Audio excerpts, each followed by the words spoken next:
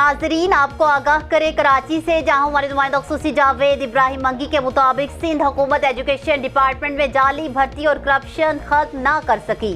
नैब anti corruption आखिर खामोश क्यों? Education department Karachi Gulberg town में करोड़ों रुपए की करप्शन।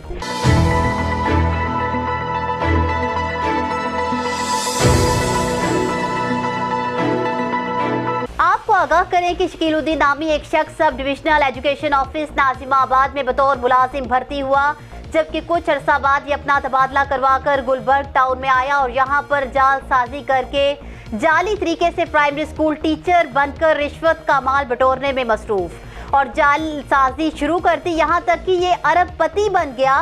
ये खुद को ऑफिस सुपरिटेंडेंट जाहिर करता है, जबकि प्राइमरी स्कूल टीचर है। वज़ीर आला सिंध, वज़ीर तालीम, सेक्रेटरी तालीम मामलात की इंक्वायरी करें और इस शख्स को गिरफ्तार करके खुफिया इदारों की तहवील में दिया जाए। न्यूज़ स्टूडियो से फिल वक्त इतना ही। मज़ीद अपडेट्स के लिए देखते रहिए BBC 11 हेडलाइंस न्यूज़।